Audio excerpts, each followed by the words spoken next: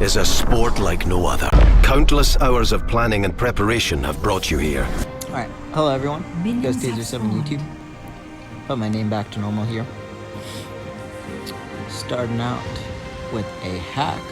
Real unfortunate stuff. I got disconnected this match. But I did start with boots, so I can have the extra speed. Movement number one. Movement alone will secure your micros. So if you're good at the movement game, you can get trace easily, and you can punch easily. Movement game is the #1 skill. Okay, we're back to lane. As you can see here, we got boots. Flawless Teemo game with a 0. Legends never die. I can see my movements not working. They're just resentful, envious trash. Enemy slain. I CounterPick the game and getting it's called confidence in the game. So you should try to CounterPick as much as often, and this is the classic example that I use in every game. My kit just completely destroys him. The poison means he doesn't get no passive heals. Enemy slain. The blind means he doesn't get his basic attacks, and he's a fighter melee. Melee gets basic attacks. Enemy slain. So either way, he's screwed. As you can see, this electrocute's doing immense work here. You can see it's on no cooldown right now, so I just got it.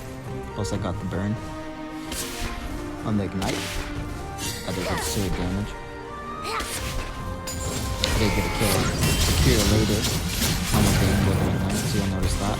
Perfect kill secure on the ignite as well. That's why I used to use flash ignite all the time.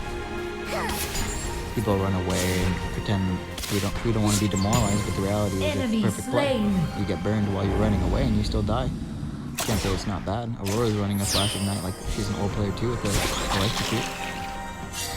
I just have moved past that. I like to have the ghost. I was the first one to have the ghost in season 3, and I've always used it ever since in every single game. Said I'm the catalyst for the meta.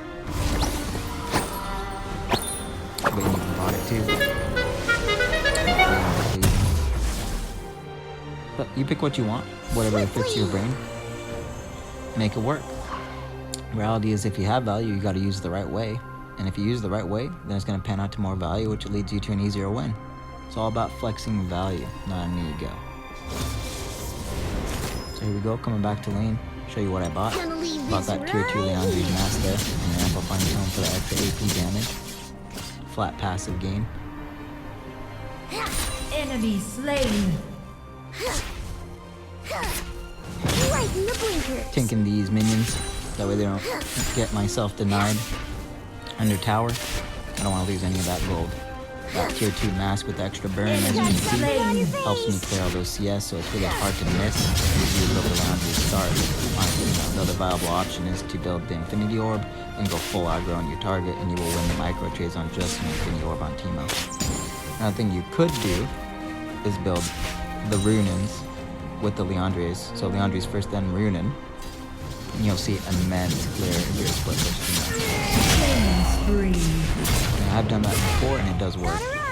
You will clear much faster than he does. Everything is better with mushrooms. Provided you can secure your micro. You have to secure micro Right trade in the on your opponent. blinkers. Otherwise, if they have more life than you, then they can easily take a little bit of damage and try to secure better micro trade against you. So again, put your micros. Testing the waters here like I did in the chin on my 100% win rate on MIOG Arena. Just diving in there, understanding the flow of combat, hitting him once, see if he wants to react in anger, passive aggression perhaps, or just in defensive maneuver to try to combat me. Pretty low and running out of mana, so I can't stay too long, but I'm thankful I have this bush. Get some vision here on the time in case Volibear comes through. Tries to clap me under turret with his Garen, because 2 fighters under turret can easily clap a squishy target. So playing Teemo is a risk, you do have to understand that, but he does have invisibility, I do have the ghost, and he does PCF passive gain on his 2 skill, his W. Quick run through of the kit in case you don't know, or you're new here, or you don't know Teemo as well, or you need a refresher course. The Q, or the 1, does the damage, your AP scaling, so ability power, damage. Then also does the blind, which means their melee basic attacks will be denied for the duration of the blind. It also does burn, because all your hits do burn, that's your passive. Then your W gives passive movement speed in addition to an activatable roll in whichever direction you want, so that's your gap close. And then, I'm not sure if it still does or doesn't do, but I believe it also increases your attack speed, but I'll have to check that and I'll add that into the video with a small description. And then your E, or your 3, will turn you invisible, and that invisibility will last infinitely if you're in a bush. Alright, so you can just go from bush to bush Rampage. and just kind of chill there and be super sneaky if you like. He's definitely the pro of guerrilla warfare. He does have a Spec Ops Teemo Double skin. kill. Check that out if you're interested. Unstoppable. It's a pretty cool skin in my opinion. I like the Panda Teemo myself, but I got this fancy one from the ranked store because I grind the ranked scene. Anyways, back to his final skill, or the R, the old skill. He drops these mushrooms down. They had a slowdown effect. They have massive damage and poison. So really good stuff. You can easily put them around your solo lane here, or clear the way to the end, and you're pretty much set, because now you have traps everywhere. And if they land on a single one, and you go in and just cue them in basic attack, you get easy electrocute, superb punishment anytime that they step on a mushroom. It's really good stuff. You can set up those mushrooms with the ascendants in your runes to have extra cooldown around objectives, and you can secure those objectives, because with the Infinity Orb, which I do build second, that's going to do penetration burn. That burn is going to have more value, more bang for buck. Your burn is going to go further, you're going to get more damage, you're going to get that damage statistic at the end of the game. It's all about placing those mushrooms perfectly. And keep them guessing. If it's working and they're kind of broken record and they don't adapt, then keep them in the same place. But if you notice that they're not falling for the same tricks in the mushroom placement, then go ahead and put them in a different area and try to have some mind game in your mushroom placement. Notice Garen disappeared. I'm like, what's going on? Where are you at? So I go check the Rift Guardian, and he was right there, and he was so low, he was reading the hell out of it. I'm like, okay, whatever, I'll Q you and see if I can finish you. He just concedes, runs away. I'm like, okay, I'll finish the Rift Guardian and take that for our team. I noticed they already steamrolled the ADC lane, the bot lane. I'm like, okay, I'll just give it to the brand, because if he's freed up, now he can rotate wherever he wants. I'll worry about my tier 1 later. Set her over here, at the risk of losing my tower, but it's okay because he's got time now, because I placed it so far away that he has time to decide what he wants to do. Really simple stuff. Easy macro analysis. Easy mind moves. And try to lay it to you in the easiest form or way available, and you will analyze with me, you will evolve, you will win. Everything is better with mushrooms.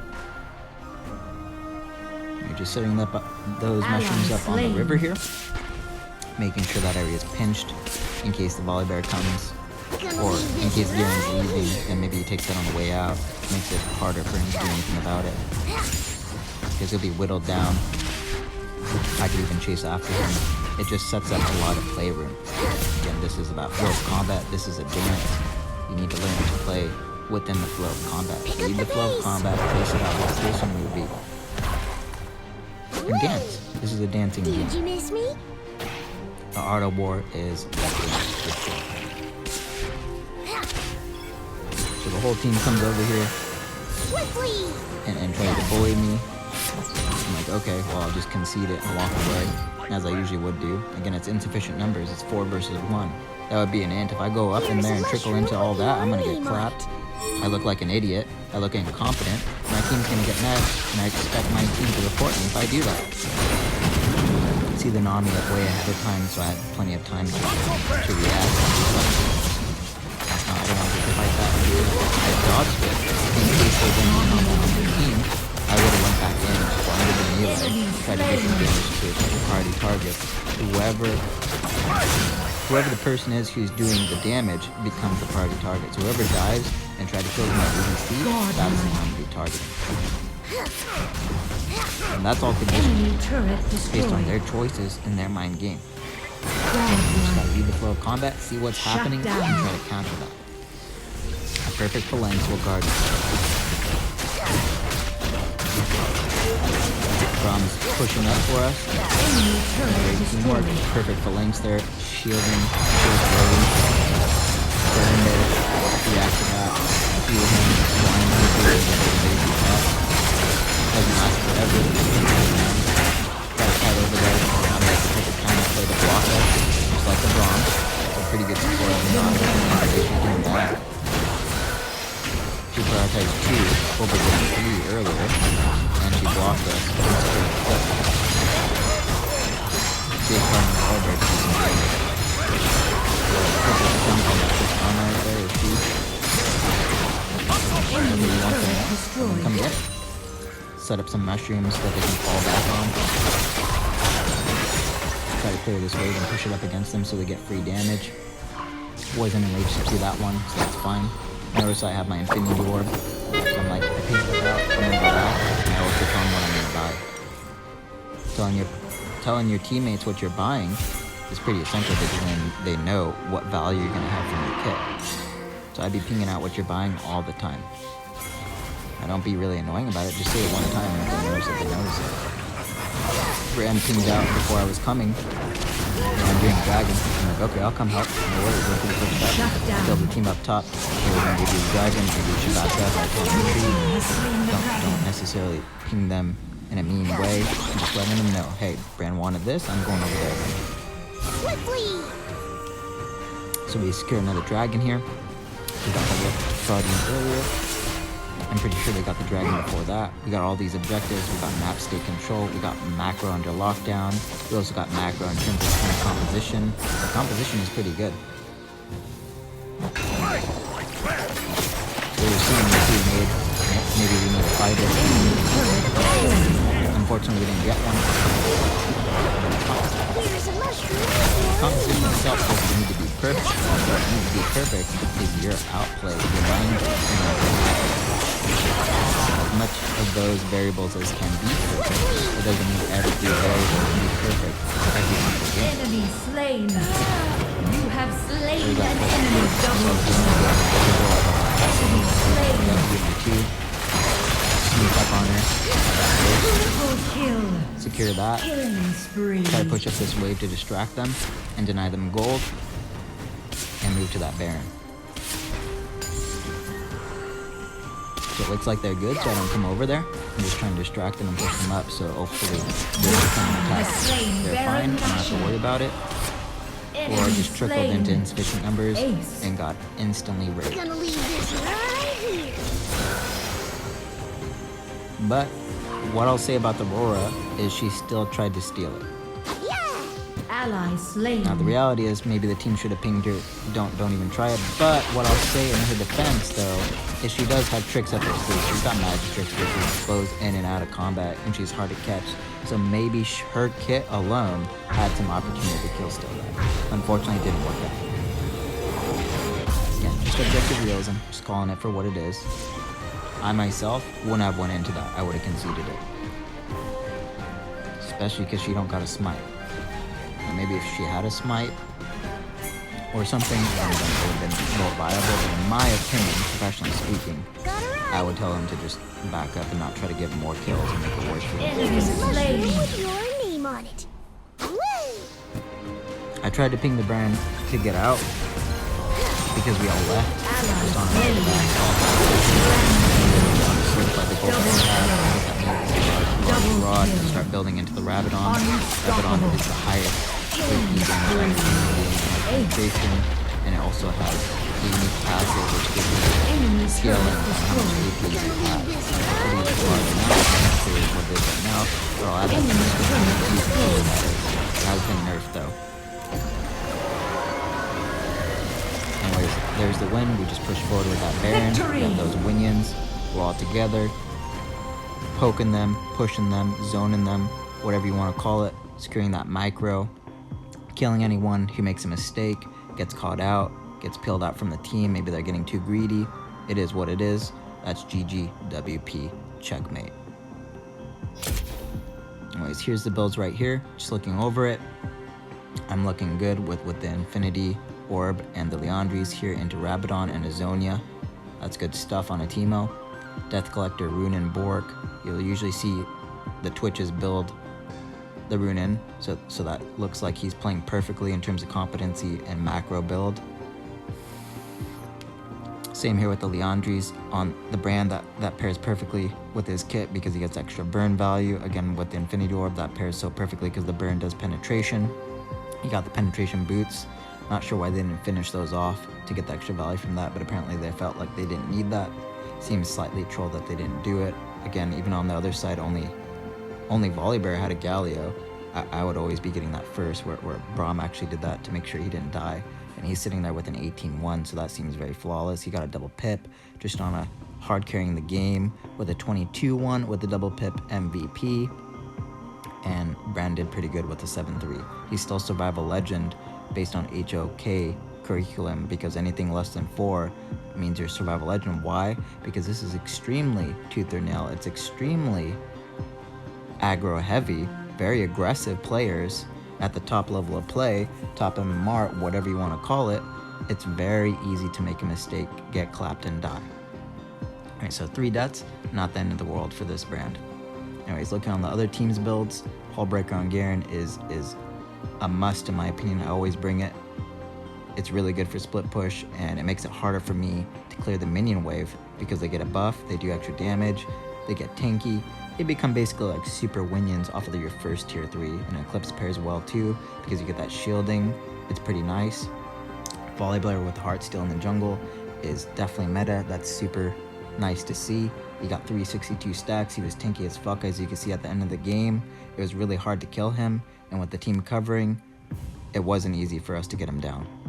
Aurora there with the Luden and the Infinity Orb, that looks really nice. Again, you get extra value from the Luden because it procs based on your movement speed, and then you hitting a skill, that's the proc, the activation is the proc, and then it shoots off an AoE, which is really nice because you'll do damage to a team that's playing full length, so it's a counter full length mechanic, and we're playing like that with having a Braum, so that looks highly competent in my opinion.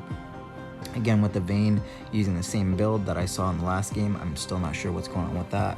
Maybe it is meta and that's why they're bringing it, I just don't see the value yet, so don't quote me on that. I'm not saying it's a bad build, it just did not work out for her. And then the Nami, she even had the healing item on the first tier 3, I believe that's the Echo, or no, the Mnemonic, Harmonic, whatever that first tier 3 is. I'll put that in the description because I can't say I remember exactly what that one's called. I always get that one wrong. Anyways, pretty good stuff, and finished her support item as well. So that's the analyzation for the build. Let's get into the stats real quick.